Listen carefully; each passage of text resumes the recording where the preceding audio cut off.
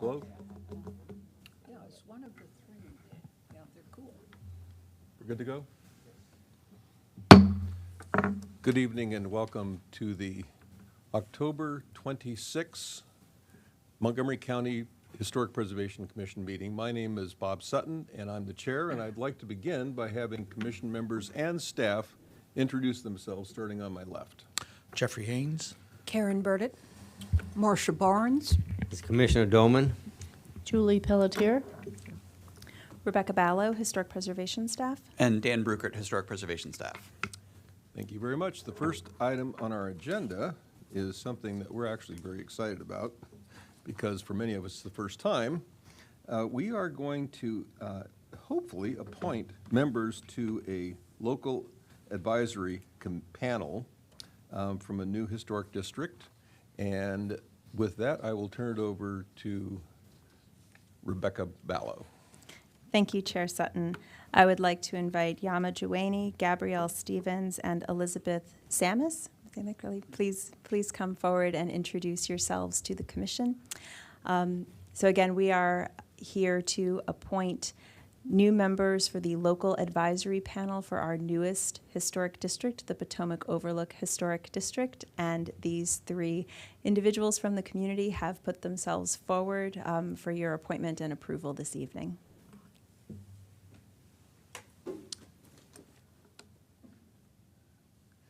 If you could introduce yourselves, we'd appreciate it. The microphones, if you push the button and the light comes on, you have to sometimes hold a little close to your There we mouth. go. There. I'm If you want Yama to tell us a little Juwani. bit about yourselves, that's fine. If you don't, that's fine too. Yama Juwani. I live at 6601 Rivercrest Court.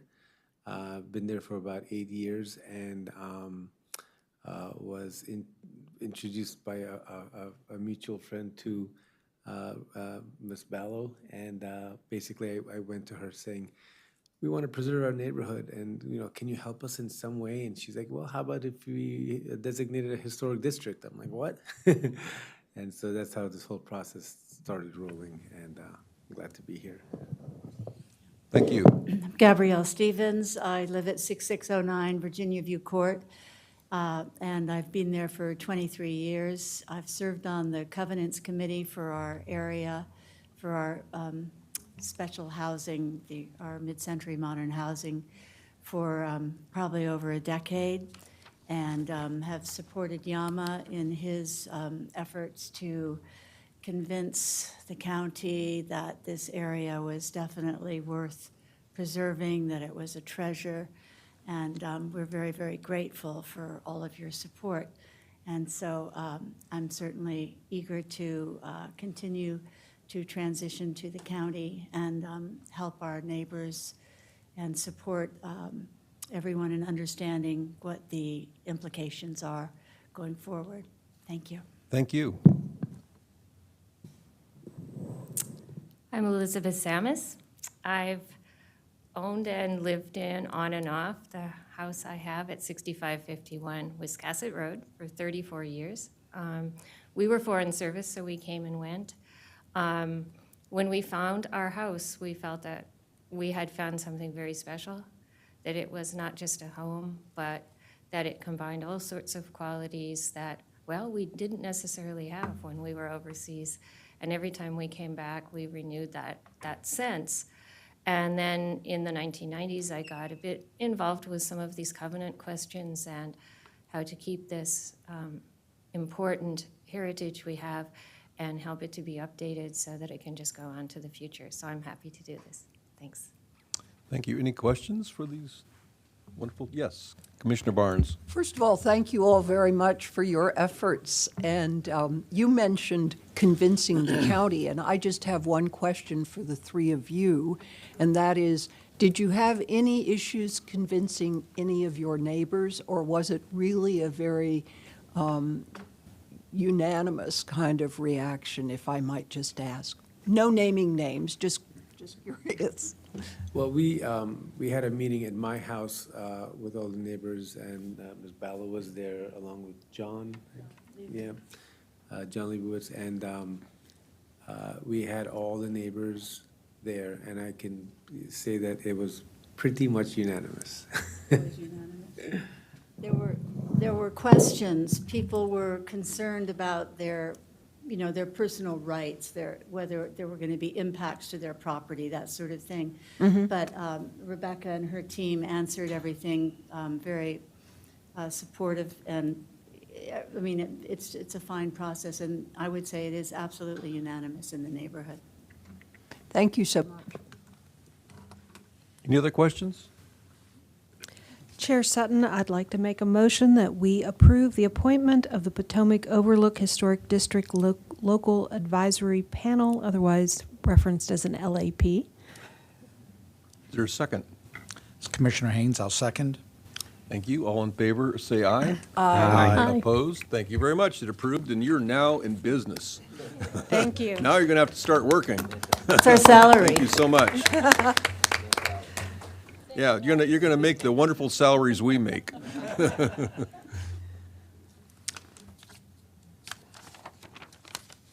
Thank you. The next item on our agenda are historic area work permits, and we would like to look at properties that we believe can be expedited because they are well prepared and ready for us to review. But first of all, have these been advertised? Yes, Mr. Chair, they were advertised in the October 19th Washington Examiner. Thank you. So, is there anyone here to speak in opposition to any of the following projects? 11 East, number 2A at 11 East Kirk Street, Chevy Chase. Number 2B at 5810 Connecticut Avenue, Chevy Chase. Number, I believe this is correct, 2J at 15215 Barnesville Road, Boyd's. Number 2K at 7204 Carroll Avenue, Tacoma Park. And 2, I keep saying 1, sorry about that. My brain is focused on that. 2L at 15 Columbia Avenue, Tacoma Park. Mr. Chair, hearing no objections, I move, Mr. Chair, hearing no objections, I move that we approve the following historic area work permits in accordance with the staff reports, based upon the record before us, and in consideration of the recommendations of the local advisory panels, including any conditions recommended by staff. HOP number 1006887 at 11 East Kirk Street, Chevy Chase. HOP number 1001472 at 5810 Connecticut Avenue, Chevy Chase. HOP number 1008756 at 15215 Barnesville Road, Boyd's. HOP number 1008731 at 7402 Carroll Avenue, Tacoma Park. And HOP number 952481, it's a revision, to 15 Columbia Avenue, Tacoma Park. Is there a second? I second the motion. All in favor, say aye. Aye. Opposed? Thank you very much.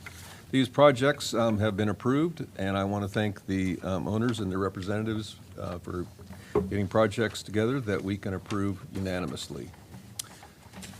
Next, the next item on our agenda are projects that we will hear tonight, and the first one is project number 2E at 7204 Connecticut Avenue in Chevy Chase. Is there a staff report? Yes, Mr. Chair, there is a staff report. So this is case 2E at 7204 Connecticut Avenue, Chevy Chase, HOP number 1010150 at master plan site number 35/108-003A, the Constantine Lozuponi House, the applicant William E. Pate II for installation of a new garage door. So the proposal, again, the applicant proposes to install a new trifold carriage-style wooden garage door on the garage with associated trim pieces as necessary. Currently, there is no door on this garage. I'm going to briefly summarize the staff report in this presentation. I know that the commissioners already have the site designation form and a lot of detailed information about the property. But to summarize, the property is a master plan historic site. It is an Italian Renaissance Revival style house. It was constructed in 1925. The 3 Lo Zupponi houses, all designated master plan sites along Connecticut Avenue, are individually and collectively outstanding examples of Italian Renaissance Revival style architecture. Each retains a remarkably high degree of integrity on multiple levels and aspects.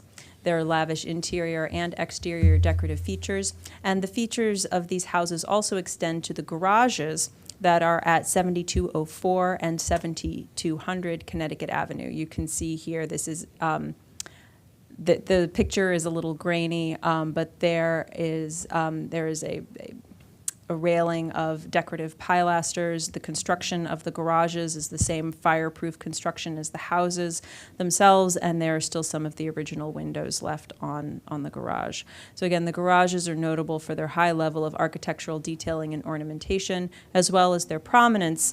The properties right at the corner at 7204 and 7200, these were very high-style garages. These might be, in fact, the most high-style garages that I have ever seen in Montgomery County, constructed in 1925 with the houses right in front of the streetcar line. There were multiple streetcars and trolley lines and rail lines all within this portion of Chevy Chase leading down to the circle, and these houses still had, very, very high-style prominent garages as well, just showing the wealth and prominence of their owners.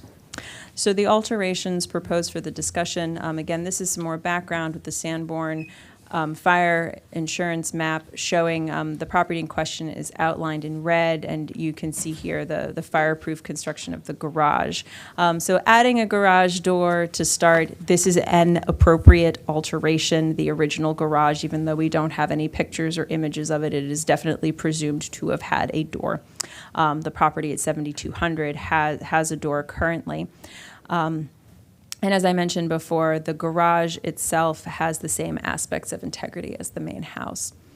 So we have some images here that were also included in the staff report. The image on the left is the street view of 7204 that shows this very high-style little building without a garage door. And then on the right is a street view picture of the garage at 7200 Connecticut Avenue that has a door similar in aspect to what the applicant is proposing for this site. So the alteration for discussion, I'm going to read this into the record. So given the architectural importance of this site and the garage as an integrally designed component of the site, staff is recommending only wood for the trim and has added a condition of approval in this presentation and in the report for wood. The applicant in their proposal said the trim could be wood, or they could propose AZEC, and staff is recommending only wood and not AZEC. AZEC has been found by the Historic Preservation Commission and the staff and the National Park Service to be an inappropriate substitute for wood when it is replacing architectural detailing on historically significant buildings or for architectural components. AZEC has been found appropriate on new construction or detailing of new features, for example, fascia, soffits, or other trim pieces on new buildings, which that is not the case here.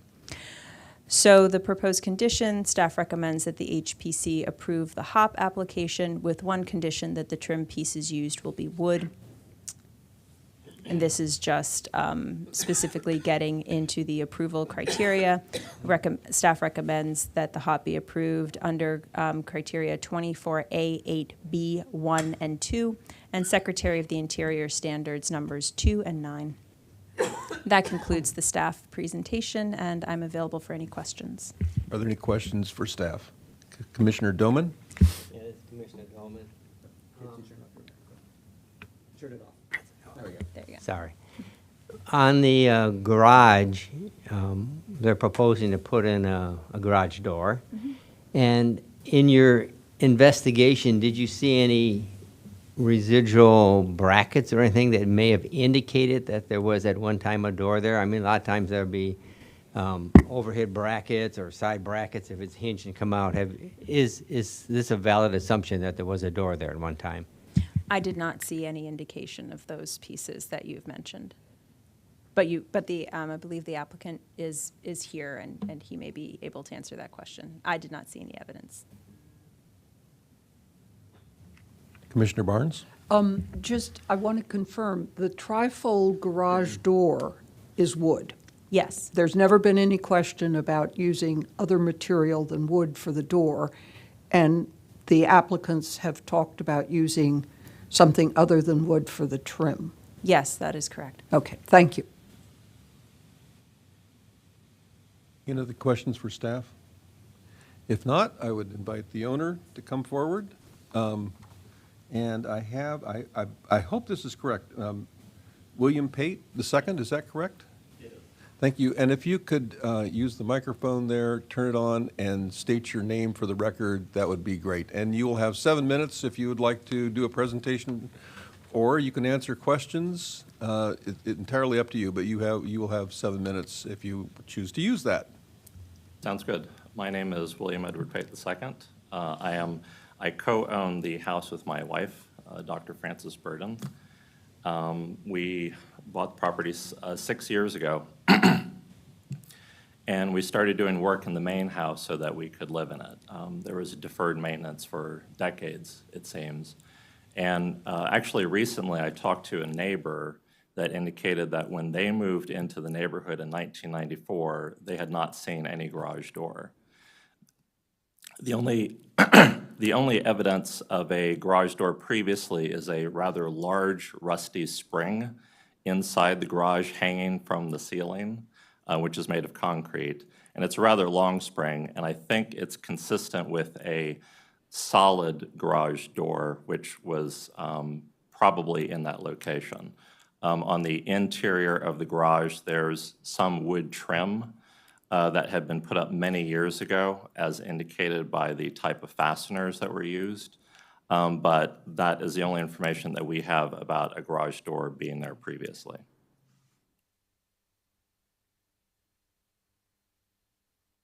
Excuse me, any questions for Mr. Pate? If not, would anyone like to kick off deliberations for this project? I guess I would. Commissioner Doman. I know I'm not sure where I'm going with this, but in your application, you indicated that you would like to have a synthetic wood product, AZAC. Well, maybe it's a question. Do you still feel that you would like to stay with this product, or are you happy to go with wood now? I'm very happy to stay with wood for the doors and the trim. Oh, you've answered my question. I'm happy to hear that. Thank you. Commissioner Barnes? I think we should move to Okay. deliberations. We are in deliberations. Okay. Then I think this is an approvable product. Oh, I killed my microphone, God. I think this is very much an approvable project, and I applaud you for taking on a house that had suffered from deferred maintenance.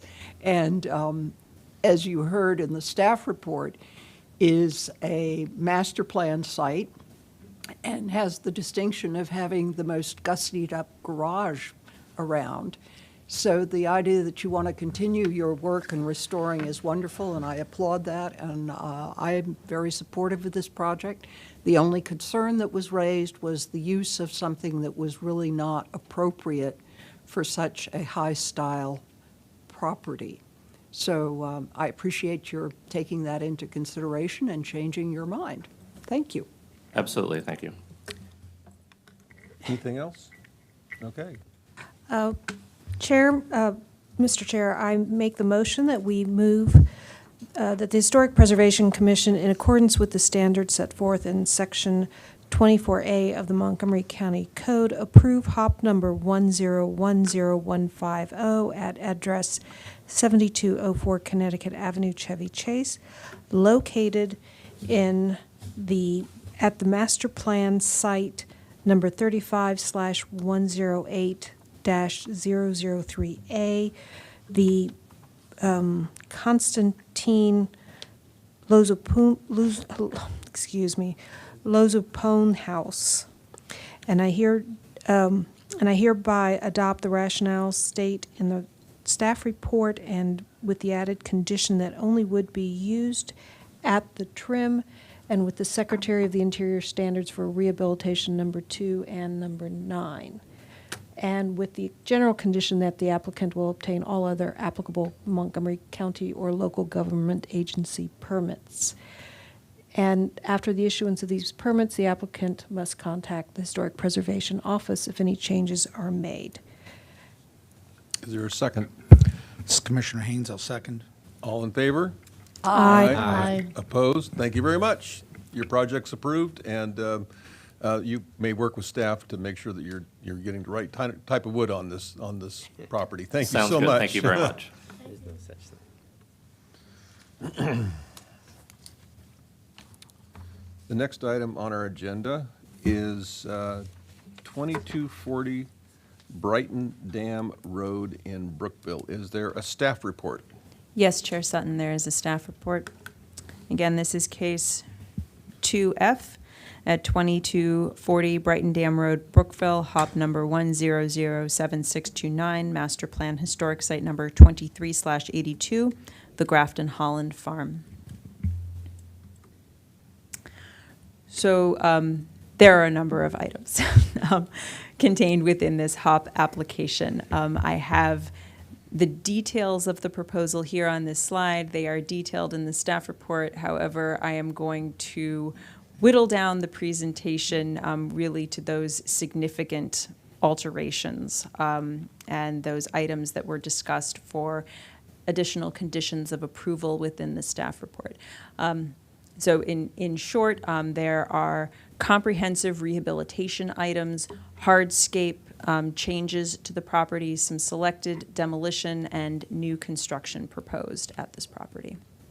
The applicable guidelines for review are the Montgomery County Code, Chapter 24A8, and the Secretary of the Interior Standards for Rehabilitation.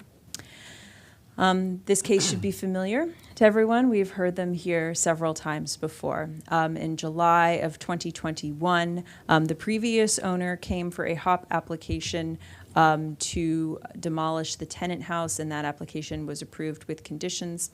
And then in December of 2021, the HPC heard a preliminary consultation with this owner on building rehabilitation items and on a much larger two-story building program. That latter item has since been removed, and we have the application that appears before you that is reduced in scope.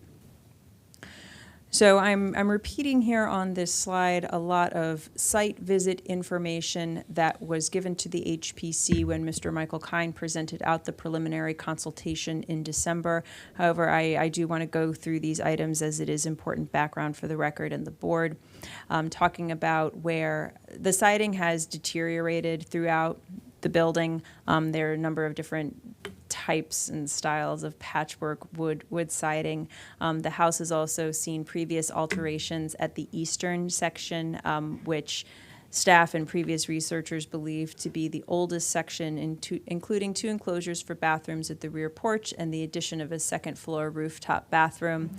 The roofing throughout has been replaced several times. There's now a standing seam metal roof on the entirety of the property. And then the attic roof construction in the eastern and center portion of the house that dates from the mid-1800s. There are similar sort of atypical ridge boards in there and notched rafters at the wall plates. And then the portion of the property the previous documentation talked about as an original log structure in the eastern section may have been so altered that I do not know from the site visits that the staff saw any log framing members still in existence. It was frame construction. And those items may have been replaced when the centermost section of the building was constructed, uniting the eastern and the western portions, the two oldest portions of the building. So all of those points are summarized in this model that staff put together, with the north arrow points up towards Brighton Dam Road, and the oldest portion of the property is believed to be that which is shaded in green on the the far eastern side about circa 1800, with the blues circa 1835, the double porch portion as the second phase of building, and then the mid-1800s, perhaps 1850s in the pink. That is the Greek Revival style two-story portion of the building that unites the east and the west end. And then in yellow, I've shaded on the east side the area where a mid-20th century porch has collapsed, and then on the far western side, another mid-20th century addition that was a below-grade garage with a poured concrete feature. So we believe that this is an accurate sequence of construction for the building.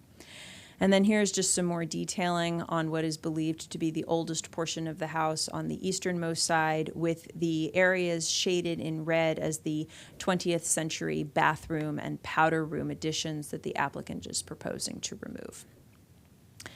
So the alterations for discussion tonight, staff has no issues with the demolition, with the general items, proposing the replacement of the siding, the windows and the doors, the roof replacement, the chimney replacement, the driveway turnaround, or the gutter installation and replacement.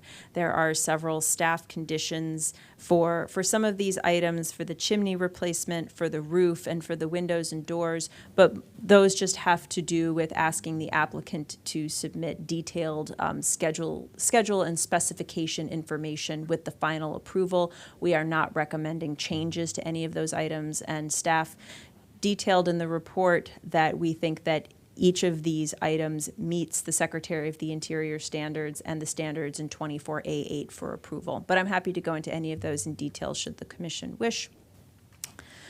Other alterations for discussion, specifically for the west elevation, the applicant is proposing a new stone patio to replace the garage slab on the west with a new flagstone stairs and landing, new deck, and hand railing. To start, all of these items proposed for demolition are non-historic or non-contributing elements, and their demolition should be approved without question. Staff is not proposing any archaeological conditions for this portion of the work, actually for the entire site, because where all of the work is being proposed, these areas have been heavily disturbed by construction activity, and the likelihood of any extant archaeological sites is low. So the majority of these new construction items meet standards 9 and 10. Staff did recommend a change to the design for the railing. Staff finds that the extension of the modern railing feature that is proposed over the new patio that extends onto the historic north porch, staff finds that specific part of the change to be an inappropriate alteration. So there are existing wood railings, at least there were in the last pictures that I saw, on the northern portion of this porch, and those wood railings are not original to the house. It is most likely that there were no railings on that portion of the house when it was constructed in the 1830s, but staff finds that a traditionally detailed wood railing is the only appropriate choice for that specific location on the historic building itself. Staff finds that there is no need to provide a visual or a material differentiation for that historic porch. And so staff finds that the addition of this design feature of the metal cable railing is not compatible with the historic building. So staff has added a condition of approval that the railing on that portion of the porch be traditionally detailed wood, with final review of compatibility and the detailing delegated to the staff. For the alterations on the east elevation that are detailed here, staff finds that these are all appropriately sized, detailed, with compatible materials that are being used. All the items proposed for demolition are not historic or are non-contributing elements, and all of these alterations meet Secretary of the Interior standards 9 and 10, and staff recommends approval. Then for the south elevation, the applicant is proposing an alteration to the fenestration pattern on the first floor of the central bay. Again, this is on the south side. This middle addition to the house, which again was constructed circa 1850s, retains its Greek Revival style elements, most notably what I'm calling the absolute symmetry of the fenestration on the first and the second floor on both the north and the south elevations. And this portion of the building sorry, there's a typo in there, is the most recent, dating to the mid-1800s, but it is an integral part of the composition of the architecture of this site. Again, it has a balanced and symmetrical pairing of the windows on the south and the north elevation. So the applicant was stating that to accommodate the sink heights in their proposed kitchen, they're looking to replace the two original window openings on the south elevation with a ganged triple window opening. But staff finds that this alteration contravenes Secretary of the Interior Standard Number 2. Specifically, the historic character of a property shall be retained and preserved. The removal of historic materials or alterations of features and spaces that characterize a property shall be avoided. In the past, the HPC and the staff have been very consistent in stating that when it comes to the interior design or the interior configuration of spaces, that applicants should use all means available to them to avoid any changes to character-defining architectural features on the exterior, and staff finds that the fenestration pattern is one of those character-defining features of the house. So we can see this here. Again, this picture of the south elevation that was taken about 2020, and the windows in question are outlined in red, and then the applicant's proposal also outlined in red, and this is taken from their drawings that they submitted. Just give everybody a second to look at that. We can come back to it if there are any questions. So to summarize, staff recommends that the HPC approve the subject application with 5 conditions dealing with those items that I previously spoke to. And staff recommends that the HPC approve the HOP with those conditions under the criteria for issuance in Chapter 24A, B1 and 2, and also having found that the proposal meets the Secretary of the Interior standards 2, 3, 5, 6, 9, and 10. And what I would like to add is that these property owners, as recognized by the HPC, have done a tremendous amount of work with this property, have shown a tremendous amount of care with all aspects of the architecture and with the site design, have been responsive to all of the numerous questions that staff has asked as we have gone through the review of this proposal, and staff is happy to recommend approval of this HOP so that they can get moving with their building program. So that concludes my presentation, and I'm available for questions. Could you put the conditions back up, please? Yes, of course. Thank you.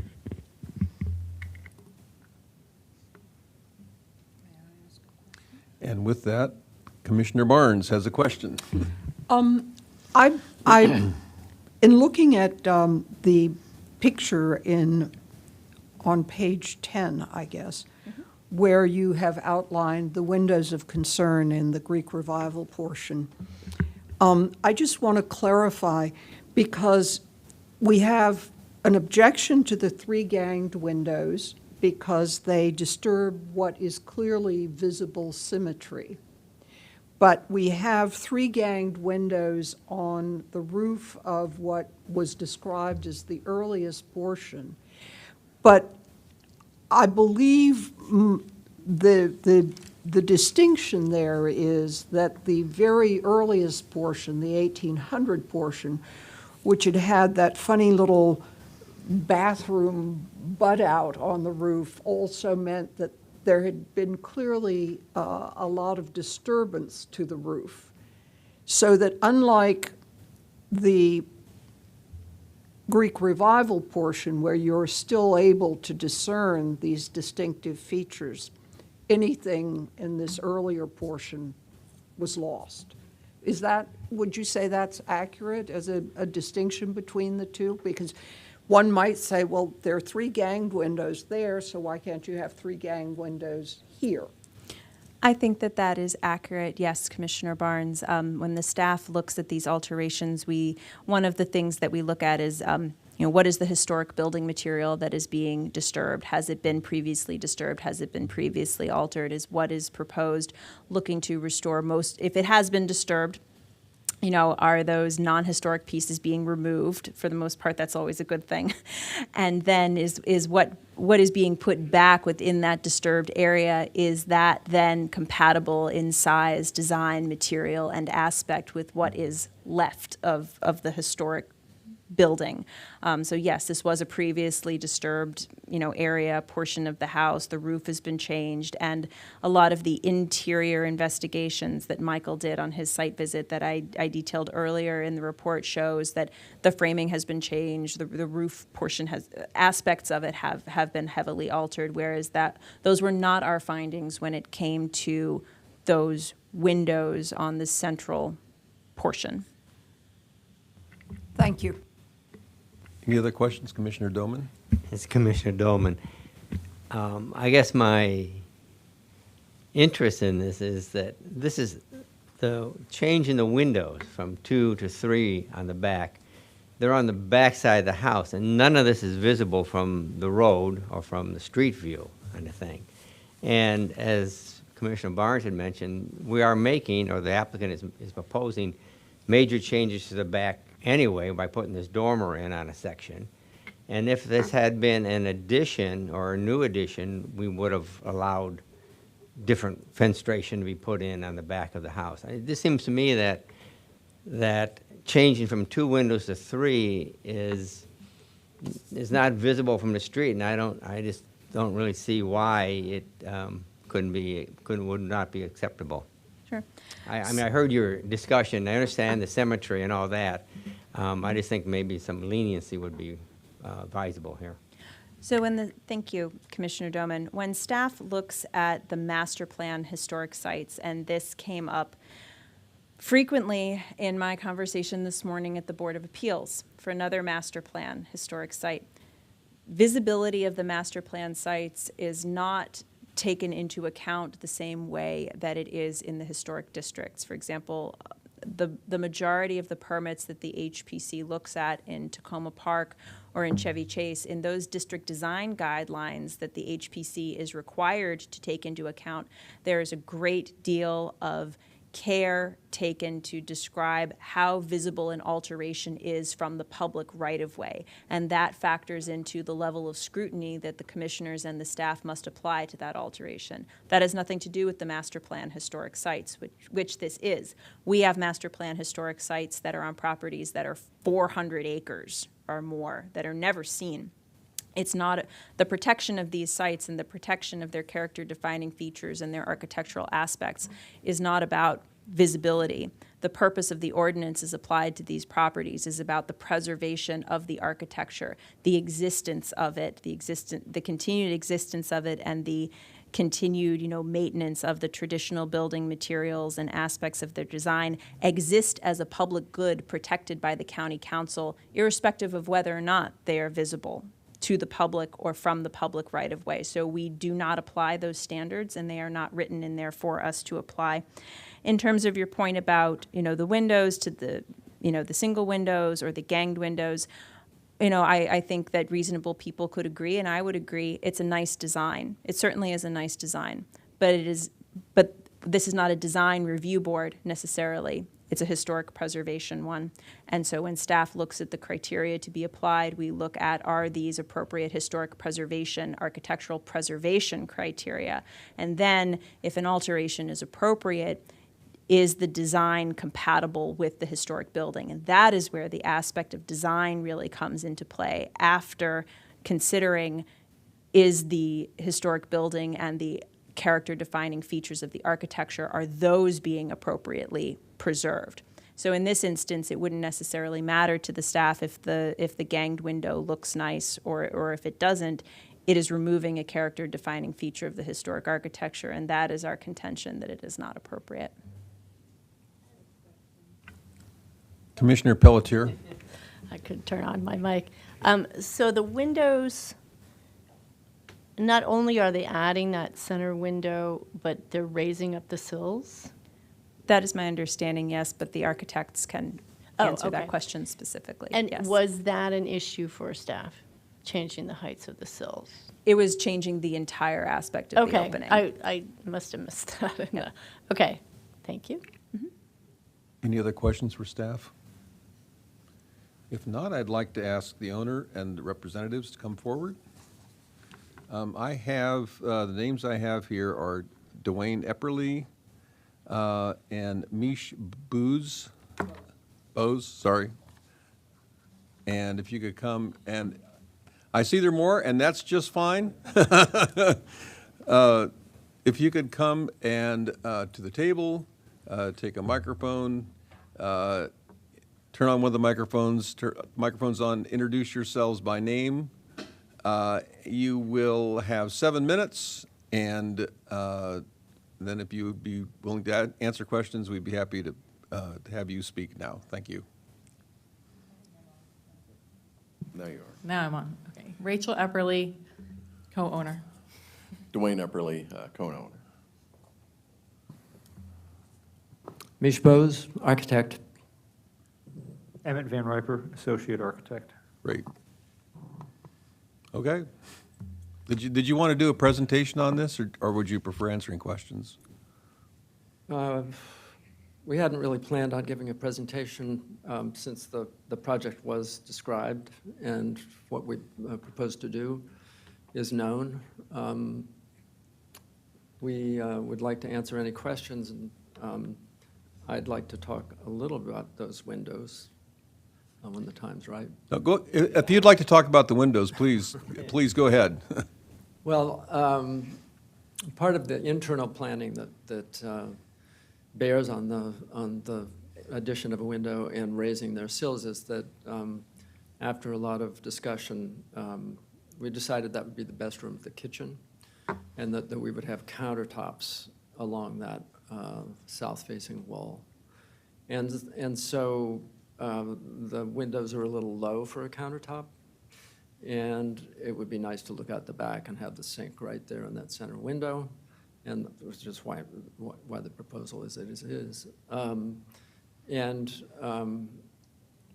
was wondering if there might be a compromise that the middle window goes, but the symmetry would remain with the sills being 5 inches higher, so that we can do a kitchen a little better there.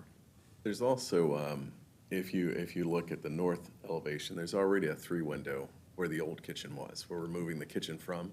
So it's already in the house. You know, that exact pattern exists on the other side of the house.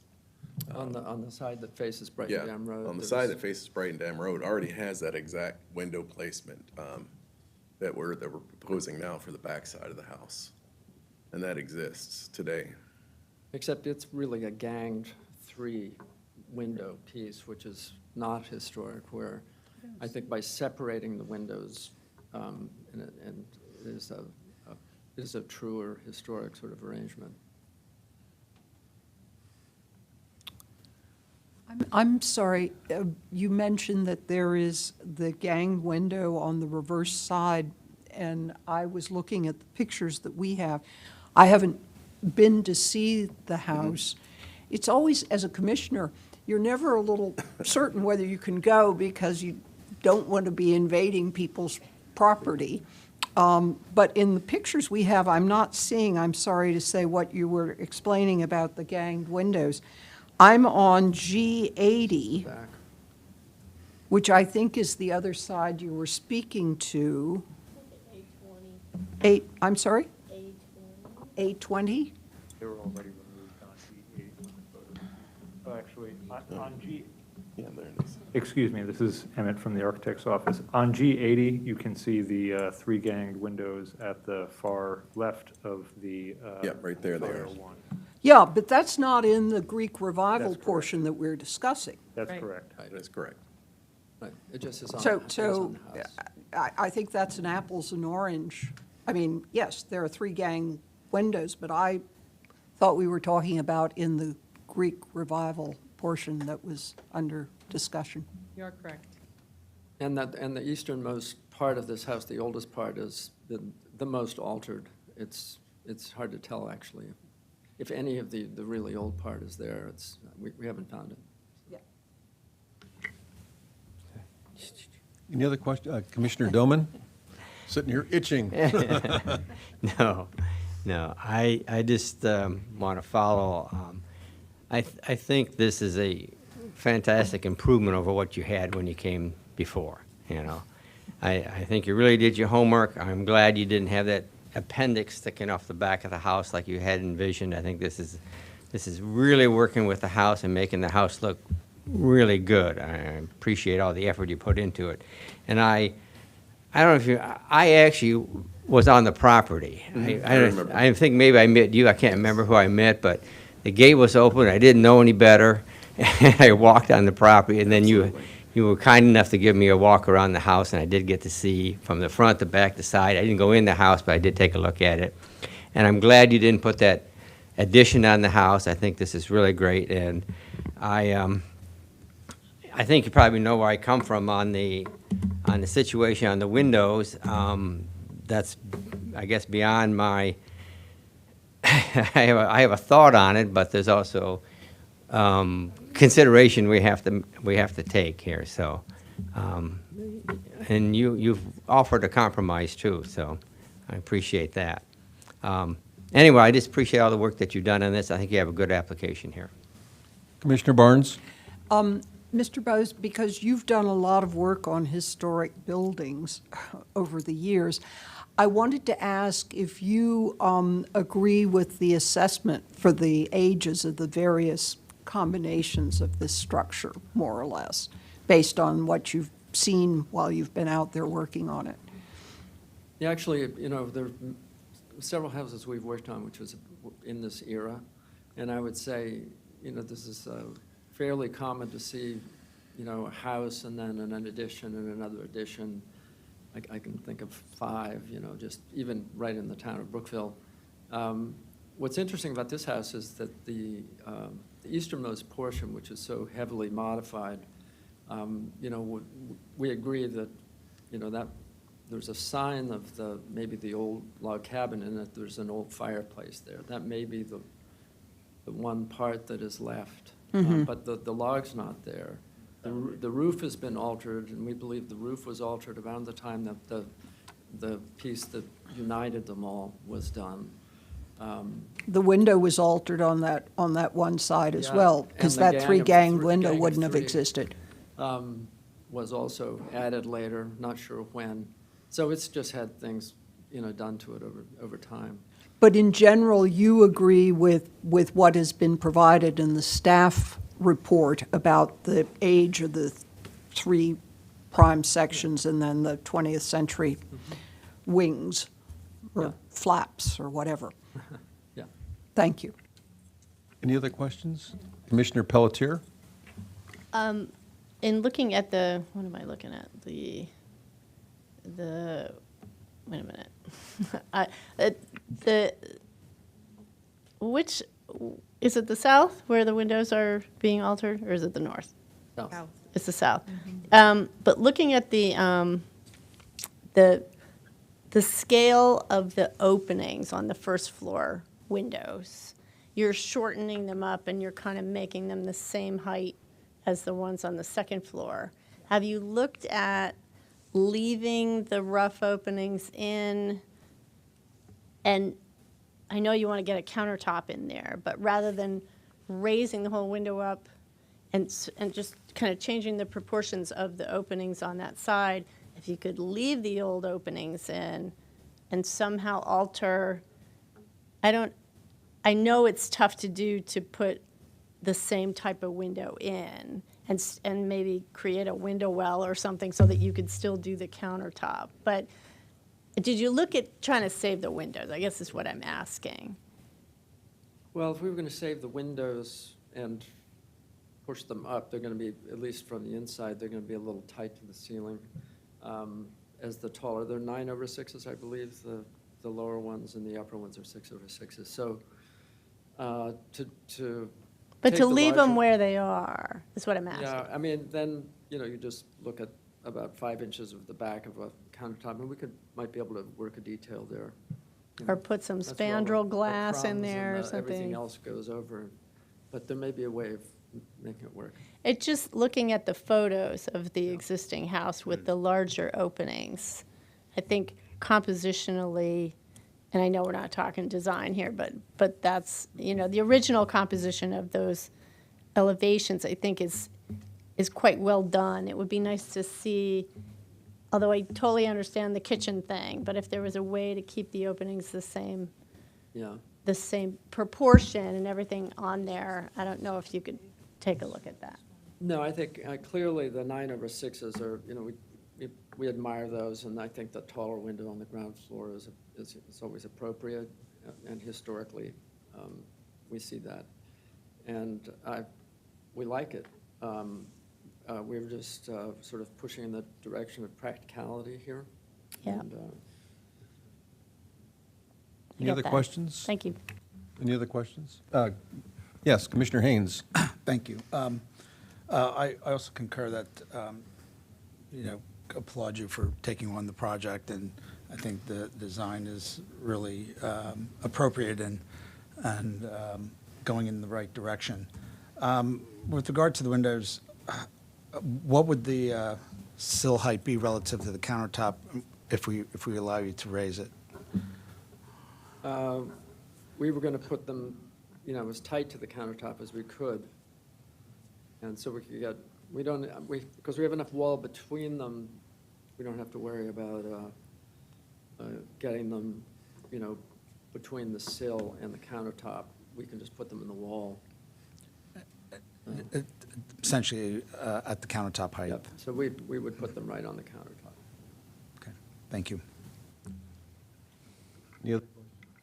Any other questions? If not, we will begin our deliberations. And I think I will start off this time.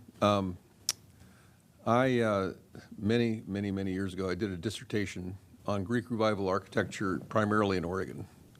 And then I published a book on the same thing, and I got to tell you, this looks a lot like the vernacular Greek Revival architecture. And I'm not going to go into the whole thing because we'd be here all night, but this looks very much like an Oregon Greek Revival house. And one of the things that was absolutely consistent with the vernacular Greek Revival architecture I looked at in Oregon and elsewhere was it had to be consistently, what's the word I'm looking for? The same. Help me out here. Symmetrical, there we go. It was absolutely symmetrical. And I just happen to feel that the windows, the existing windows with this house at this location are really critical for the house. And that's my view on this one. Commissioner Burdett? I have to concur with Chair Sutton, and I actually like Commissioner Pelletier's idea of making little window wells at the back of the counter.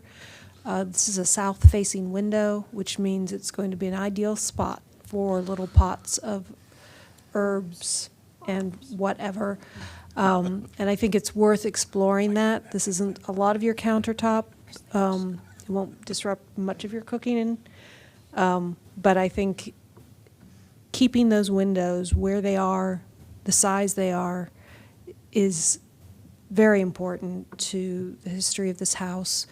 And you've done such a wonderful job of restoring it and preserving it and planning what is going to be a lovely home to live in. I think sometimes it's worth going that extra little bit and making what in the future will be a very minor change to you to keep the integrity of the house for future generations. And if you would agree to that, I could approve this hop easily. Thank you. I think we all thought this was a long shot anyway. But, ideally, looking back over the farm, which we're gonna, the land has a lot of work left to do on it too. But to, be in the kitchen and look out over it was kind of the ideal. But, I get it. And I think you both assumed this was probably going to be the case anyway. We thought we'd throw the long ball and our Hail Mary and try. Well, I just had an idea. I didn't mean to cut off any question. No, that's fine. We can be a little bit informal. That's absolutely fine. Well, I was just thinking that I hadn't thought of this before, but we could actually make the counter more like 30 inches deep or something like that, so that the gap, sort of, where you would lose the salt shaker, would actually be deeper, and it may be big enough to actually put some plants. I'll give you a new salt shaker. Period appropriate, I hope. But we'll Commissioner Pelletier? Well, have you thought about putting the stove between the windows and then, I don't know, doing something else? I know you want to look out on the back, but it seems like sort of the ideal place to put the stove with the hood, and then, Or you could even do a lower countertop to either side, I suppose. We'll have to We'll rethink figure it. something out. oh, We're gonna that's figure true, something yeah, out. okay. Well, On the he's the inside. chef in the family, so I don't know about small stove. We'll go back to the drawing board. Any other yes, Commissioner Haynes. Well, I certainly like the idea of a deeper countertop and creating a plant pit in front of the windows. I think you're on the right track there. With regard to the railings, is there, my understanding is that there was no railings originally on the porch, or we're not sure if there was or wasn't. I think it would be better if there were no railings, or at least on the historic part. And I'm just throwing this out there. Is there a way to grade the grading around that portion, raise it so that it would only require maybe 1 or 2 steps up, and safety-wise, you would be able to eliminate the railing at the historic section of the house and then start the contemporary railing beyond and continue to the backside as a possibility? The patio on the back side of the house is already, short enough to not necessarily need a railing. They did put some 2x4s up at some point. The front side would require quite a bit of regrading.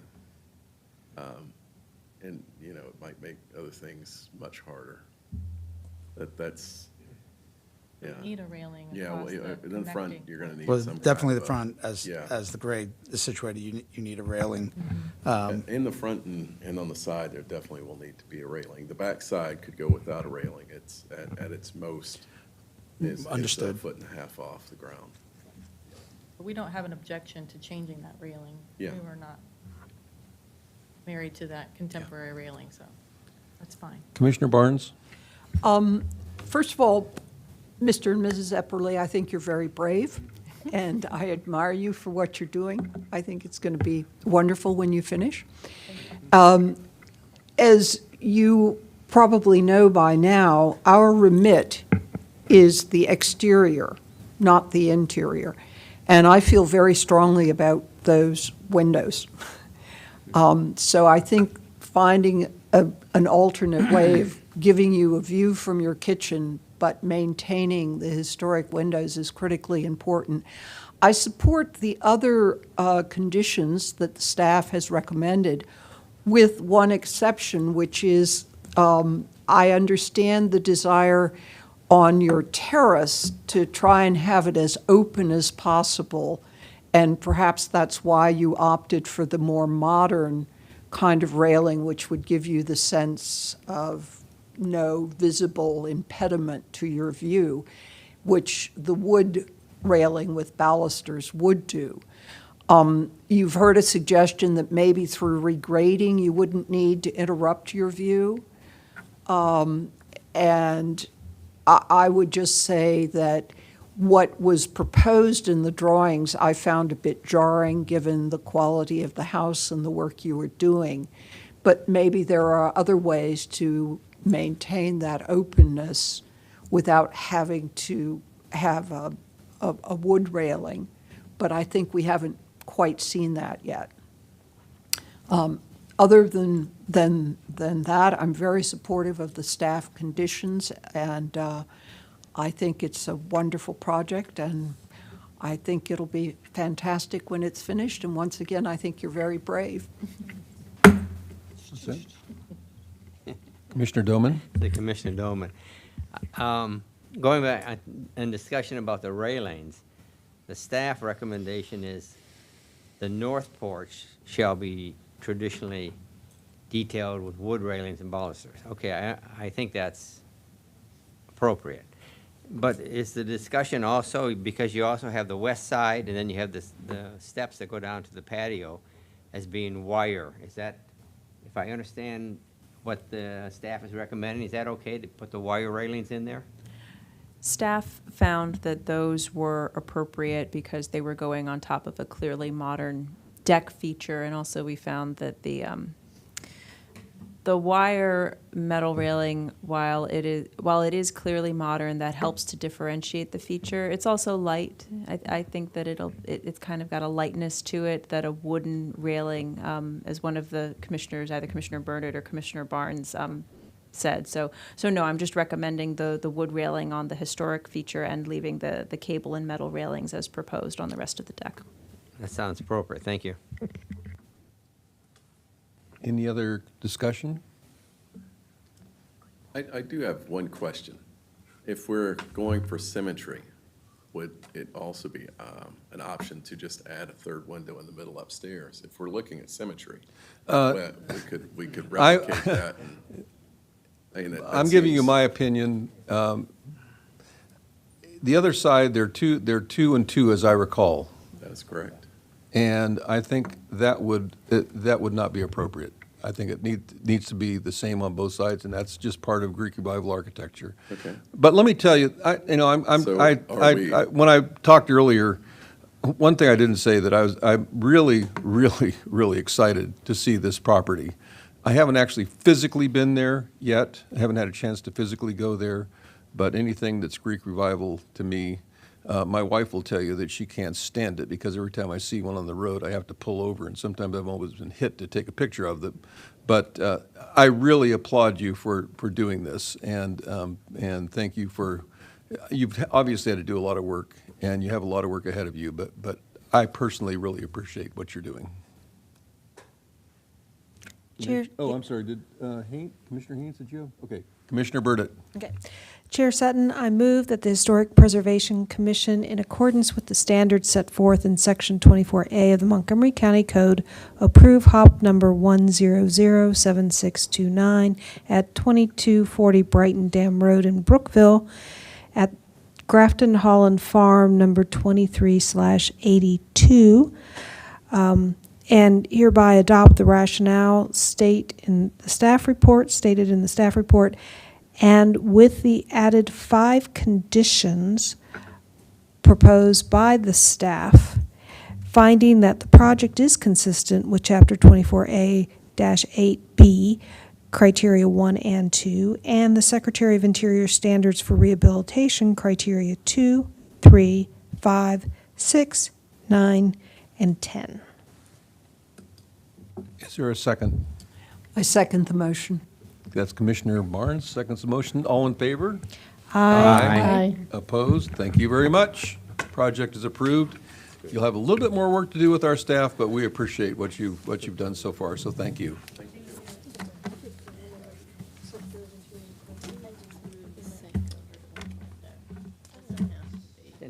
The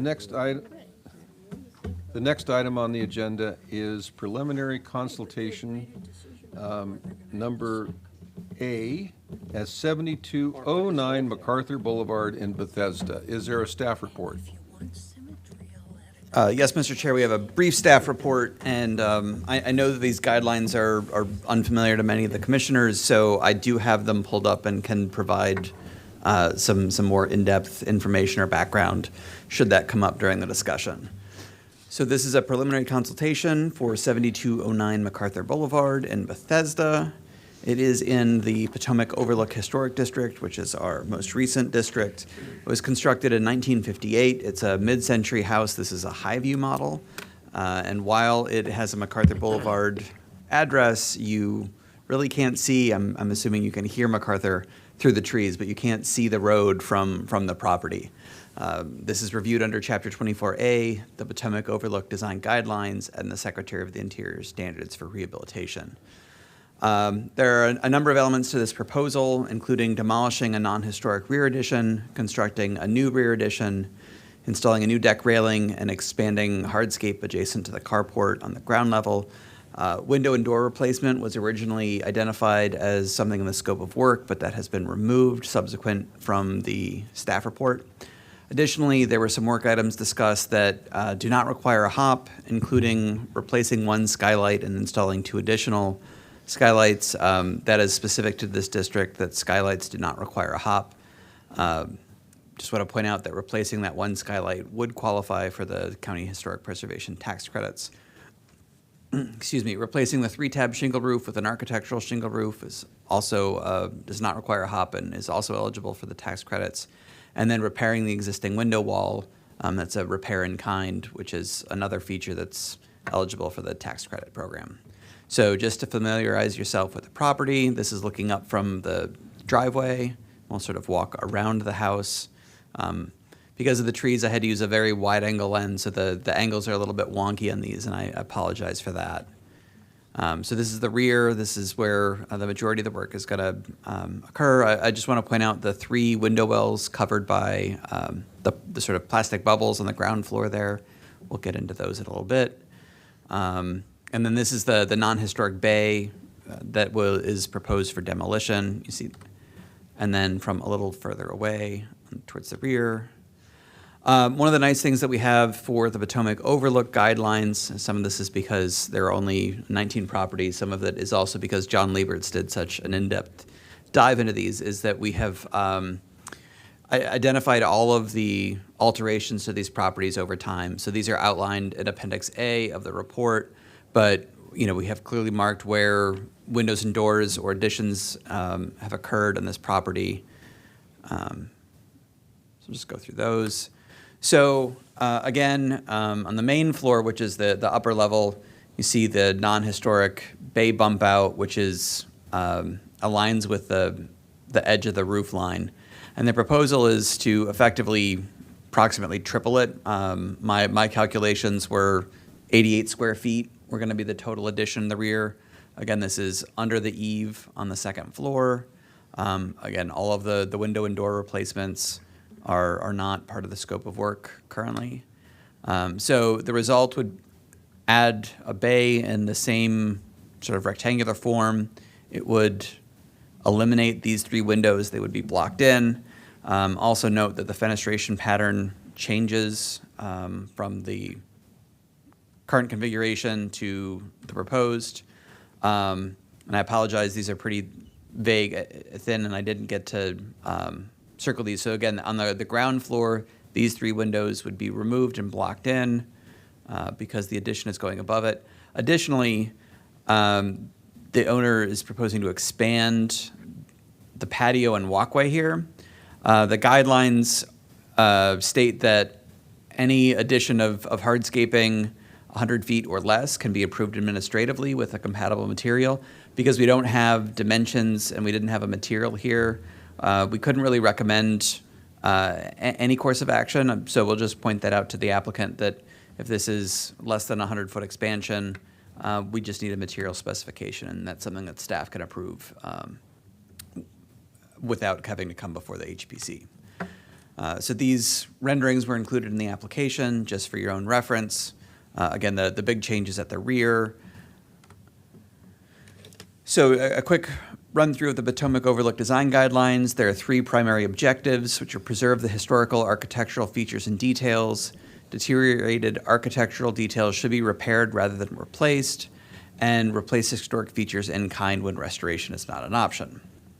Additional pertinent guidelines included in the staff report cover existing infill and additions, fenestration patterns, patios and walkways, sidings, decks and balconies, and windows. So staff finds the existing bay addition is not historic and may be removed, and the guidelines require a rigorous review of all 4 elevations, as opposed to those districts that place less significance on the elevations not visible from the public right-of-way. In this instance, the house isn't at all visible from the public right-of-way, so just consider that when we're evaluating it. And staff finds that in this instance, the site conditions do not permit a gable end addition, which is the preferred location as identified in the design guidelines. Staff finds that the rear addition will be entirely under the roof eave, and that the addition's placement and massing will not detract from the house's historical architectural character. The proposed addition will change the rear elevation's fenestration pattern. Staff finds that the non-historic railing, which is on the porch, may be removed, and the proposed wood and metal railing is appropriate, but under the design guidelines needs to be deck mounted, and that mounting detail was not included in the application materials either. So the primary questions for the HPC in this preliminary consultation, staff requests feedback regarding the placement, size, and massing of the proposed rear addition. Staff requests feedback from the HPC as to whether the addition's fenestration should match the existing house or if the proposed is appropriate. And staff requests feedback from the HPC regarding the appropriateness of the rear aluminum-clad windows and doors. The applicant has indicated that Marvin Ultimate is the proposed window, and what documentation is necessary to thoroughly evaluate these at the hop stage. Just note that the window guidelines state that the HPC will consider aluminum-clad windows provided they have a narrow profile. So that's just something that we need to see in evaluating it for the hop stage. And with that, I will just a reflection of pulled these from the design guidelines, noting that the fascia-mounted railing systems were inappropriate, but the deck-mounted ones were acceptable. And with that, I'll answer any questions. Any questions for staff? I have a question. Commissioner Pelletier? Sorry, this is Commissioner Pelletier. The addition in the back, it's cantilevered, or does it looks like it's cantilevered in the information, but does it have a footing, or is it? There was not a footing on the drawing, so Right. it looks like it's cantilevered. So that's all we know. Yep. Okay, all right, thanks. And I believe, I mean, that the applicant is here, the architect is here. I believe that the existing bay also is cantilevered and is structurally failing, which also necessitates its removal. Commissioner Barnes? You mentioned that there is some proposed hardscaping which we can't address because we don't have the details, and that if it was 100, at least that's what I thought I understood, if it's at least 100 square feet or less, it can be handled administratively. If it's a larger proposal, would they have to come back for a revision of a HOP, or they would include it in their actual HOP application? Well, so I mean, the applicant has a couple of options with that. So, you know, I'm assuming that these drawings, which were done with CAD, they could calculate the square footage and the expanded square footage. So if the area was greater than 100 square feet, those details could be presented with the HOP submission, which I think this is really close to being ready for. However, if they still haven't determined a spec for that and they do know that it's smaller, it just provides the applicant with a little guidance about how to proceed. So it could come in as part of a HOP. It could come in as its own historic area work permit if that was so desired. Even those things that are administratively approved are still required to get a historic area work permit. It's just who has the authority to approve that. And in those, per the design guidelines, if it's an expansion of less than 100 square feet, then we have been delegated the authority to approve it. Thank you for clarifying. Any other questions for staff? This is Commissioner Commissioner Pelletier. Pelletier. Yeah, I had one more question. The windows that are being blocked in the is that the ground floor? What are we calling that? Yeah, it's the ground floor. Are those, like, did the grade change or anything on the back? Like, were those ever exposed? Because they look like they're. I don't believe so. If okay. If you look at, well, you can look at the images in front of you, Right. and then, you know, the photos. You can see this is the opposite side. Because those windows that you're seeing on the side, Right. the grade is actually dropped, and so I was curious. I don't believe so. I mean, Okay. this image, the grade continues to rise. So I am. Oh, all right. When I took this photo, I was approximately at eye level with the gutters. The roof, right? So that's just the change in grade. So this house is fully engaged into the hillside, and that's on the rear of the house. Okay, so when we're judging, like this particular one is a MacArthur Boulevard address. Yes. But it's not, but you can't really see. I mean, The right-of-way we're talking about is not from MacArthur Boulevard. Like, so like the front of the house is the back of the house. No. The front of the house faces towards MacArthur Boulevard. Let me go to the aerial. So this is the carport here, and I'm sorry I blocked out the polygon with Your big star yeah. there. So there is a huge line of mature trees along MacArthur Boulevard here. Oh, I see. And Okay. you access the site through this driveway, which then splits and goes to this property and this property, and that's it.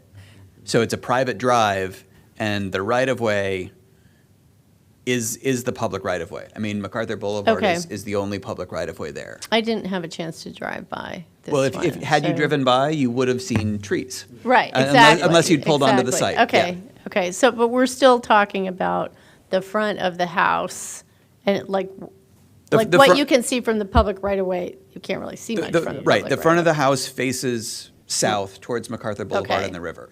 Okay, all right, thanks. Commissioner Doman? Yeah, this is Commissioner Doman.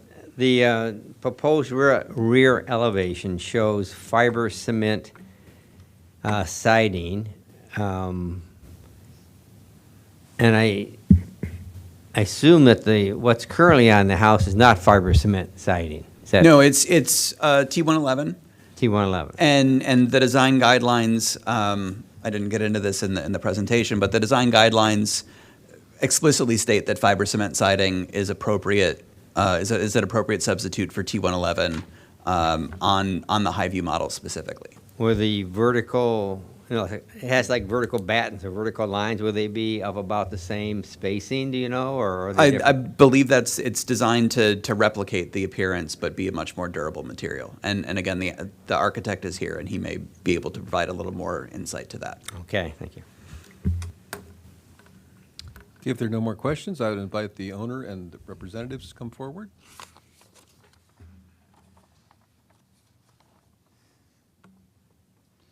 The names I have are Kim and Arthur Newman and Robert Black.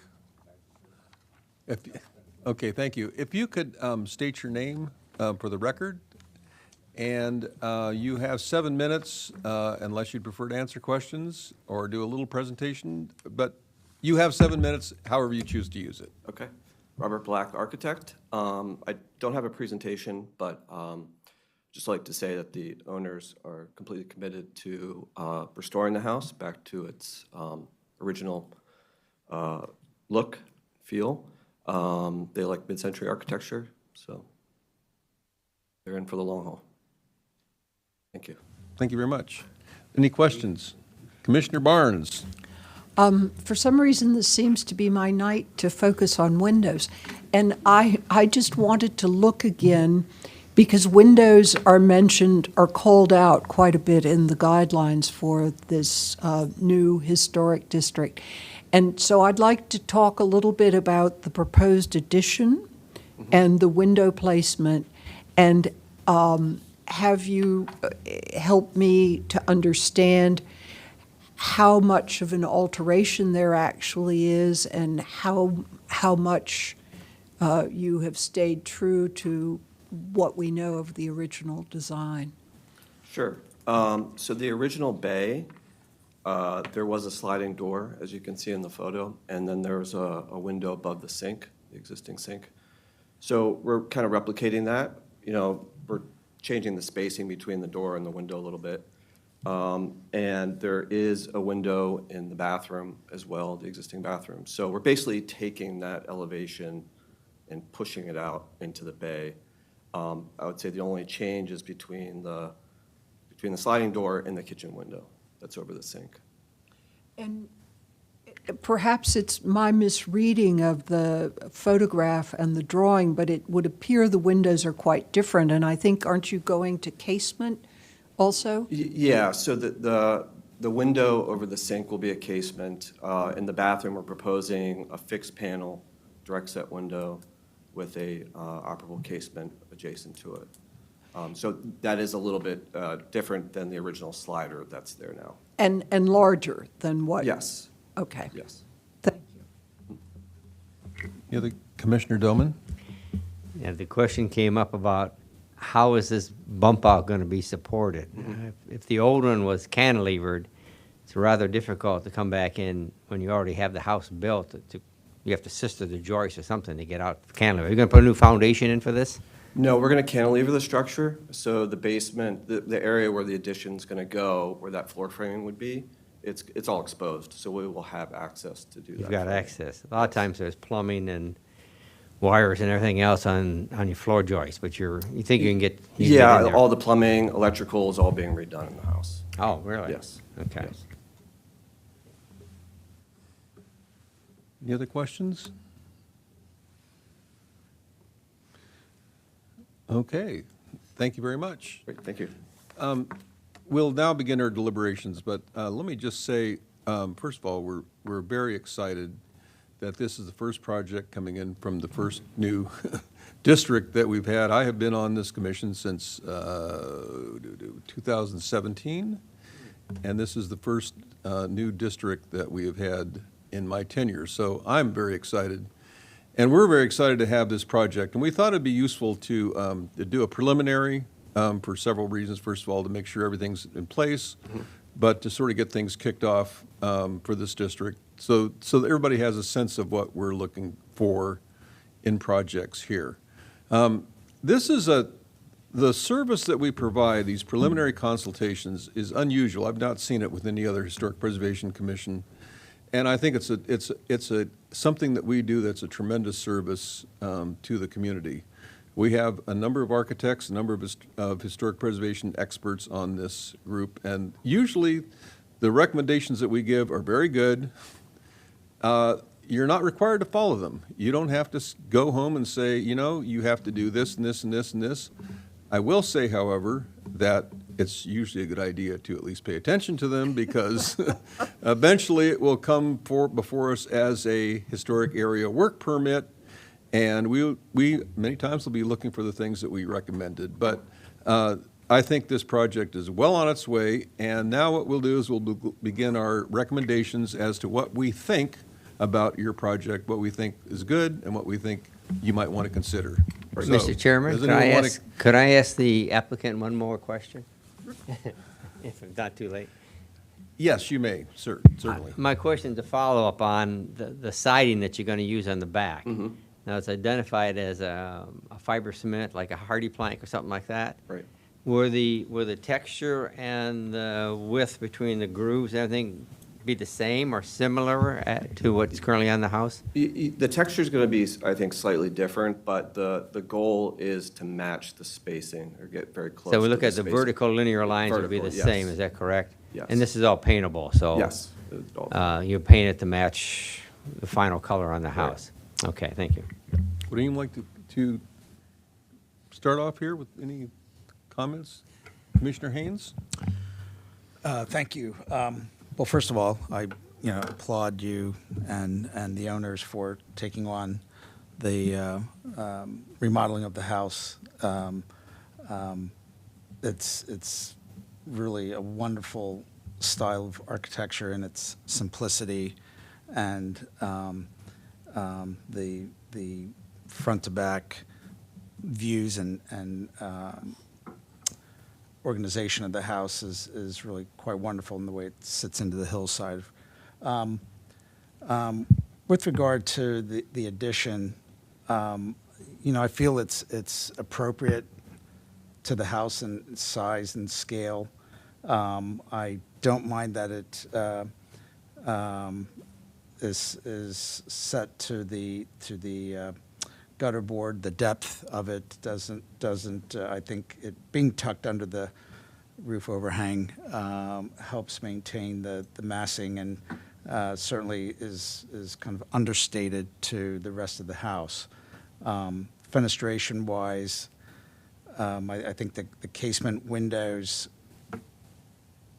are proportionally compatible with other sliding windows of the house, and therefore I'm not bothered by the fact that it's a casement versus a slider. And we have seen around the house larger sliding glass doors, and there was one on the original bay window. So I think overall the addition, placement size, massing is appropriate in my view and complements the house nicely. With regard to generally, I felt that the fenestration overall, to me, didn't seem significantly changed, and therefore was compatible stylistically to the house, and I would support that as you've designed it.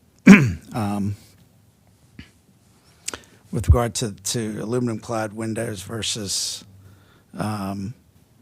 another type, I'm fine with aluminum clad. I think as opposed to an all metal window, which can get very expensive. I think from an aesthetic point of view, it's not going to, depending on the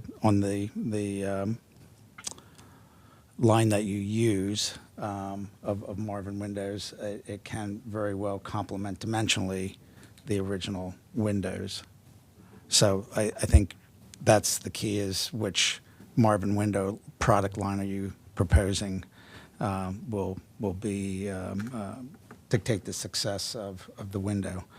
So in general, I support the scope of the project and feel that you're doing the right things by the house. Thank you. Commissioner Burdett? I concur with Commissioner Haynes. Welcome, and hope we see you again. And I can approve this. I have one comment, and you can completely ignore it because it is so minor and irrelevant. You can just pass it away. Whoa. But on the back elevation of the new bay extension, which I think you're doing, it's a very sympathetic, very understated addition, which is going to help the interiors a lot. But the shape and the size of the window over the sink is different than everything else, and I understand why. And that's fine. I'm not going to quibble over the size of that particular window, but I was wondering that the back is so plain, and could you fix that kind of odd proportion with just a spot of red under the window, just so you get a pop of red in the back? Again, just a thought. You can ignore it, but otherwise I support this project. Thank you. Thank you. Commissioner Barnes? Oh, yeah, go ahead, Commissioner Barnes. I'm supportive of the project. However, it is the first time that we are seeing something from Potomac Overlook, and I know that the three people seated here and others spent a lot of time hashing out the design guidelines. And one of the design guidelines under windows is to preserve the size and shape of all window openings. And you know that I started my questioning asking about the window openings in the addition that you are proposing. I understand the idea of a casement window, which is to be considered on a case-by-case basis in the kitchen. The slider might make more sense in the bathroom. But the openings have changed, and it makes me a little nervous to sort of defy a guideline carefully crafted straight out of the box. Because one of the things that we on the Historic Preservation Commission are asked to do is to pay very close attention to any comments we receive from an LAP. We wouldn't have received comments from an LAP tonight because the LAP was only installed tonight. But we do have the carefully crafted guidelines. And so I'm supportive of your project, but I am, would ask that you look again at the window issue. I like the way you've acquired space for the future owners or the current owners and have done it under the eave. And I accept the sliding doors because that appears to have been something that was there, but alteration of the other windows is troubling to me. Okay, Thank you. thank you. Commissioner Pelletier? Yes, Commissioner Pelletier. I concur with Commissioners Burdett and Barnes. The kitchen window is troubling to me because, as Commissioner Burdett said, it looks like it in your elevations. It looks like it may be the same width as the window that's in the rear elevation that's to the left of the sliding doors. Is that the case? Are those the same width opening, or is that purely coincidental? I'd say they're close. I don't think they're the same. Okay. But the one on the left is definitely taller. Oh, yeah, I mean, the width. What I'm getting at is that the kitchen window, it seems to be the tail wagging the dog with that window, that you put it there because the sink is there, and it's sized for the sink, and it doesn't particularly. I feel like that back elevation, when I first saw it, and I should preface all this by saying I think the plan is great, and like what you're doing and bumping out makes everything a lot better. I just feel like that back elevation isn't designed, and I kind of feel like that. And I was been trying to figure out what it is that bugs me, and I think it's that kitchen window.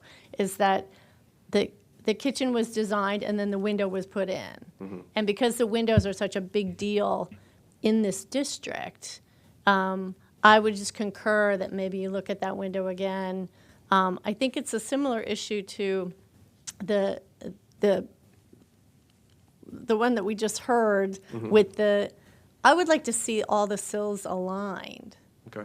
And like maybe, I don't know if you want to put in a red panel below it to get it down to the, but I think there's a lot of consistency. You're getting rid of the two short windows that were in the back, like with this addition. And so there's a very definite sill line all the way around the house. Right. And then you've got this kitchen window. And if you could revisit the kitchen window and kind of give it some context within the larger idea of the house, I think that would be my only suggestion. But I think it looks like it's going to be an awesome house when it's done. So Great. thank you. Anything else? I just would like to say that I mostly concur with Commissioner Haynes. I personally think it's fine as it is, but I also understand and appreciate and respect my other colleagues' comments. But I think what you have is, I think you have enough to go ahead with this project and probably very quickly come to us with a historic area work permit, and we're very excited to see that happen. So thank you so much, and thank you all from the LAP for being here, the official LAP for being with us tonight. And thank you very much. And do you have any further questions for us? We usually don't do this, but if you have any further questions for us, we'd be happy to try to answer them for you. I don't, but I wanted to go back to the patios, if I can go back to that. Sure. The material, we were thinking of a flagstone for that over concrete. Yeah. And you heard the answer about the size and what could or could. Yes, Okay. and we'll address that. Okay, great. Thank you. Thank you. Next on the agenda, are there any commission items? Are there any staff items? Chair Sutton, we have two staff items tonight. Included in your packet was the proposed meeting calendar for the HPC for 2023. We're just looking for your affirmation or any comments on that calendar. To be honest, have not looked at it. Has anybody else? I don't think we've looked at it, but can we function like this, and if we have a particular problem with it, to let you know? Sure, so typically what we do is we get you all to approve the calendar in the fall, and then we disseminate it to all the agencies, Department of Permitting Services, When do you Planning need it Board, the by? LAPs. If you would like to consider it at the next meeting in November, Okay. that's fine, because we will tentatively hold the room for all of these dates for 2023 and wait for your confirmation I'm in sure it's November. probably fine, but I have not had a chance, and several others sound as if they have not had a chance to look at it. So Sure. if we could do that, that'd be fine. No problem. Thank you. And then our last item, as we discussed in the work session, this is the last meeting that Commissioner Barnes will be with us. Well, on I the was going to get to commission. that, too. Well, I personally, as I said, I'm going to miss you very much because you were here when I came on board. I've appreciated what you have done for this board. I could go on and on and on, but what I really appreciate and what finally got my attention is that we really have to deal with our master plan sites that are gone. Because I think since I've been on board, there have been like 3 or 4, and we've spent hours and hours and hours, and there have been people who get all involved, but they shouldn't have to get involved, and I really think this is important. And I will make a commitment to you that we will get this finalized and get it out the door. But thank you so much for your service. Thank you.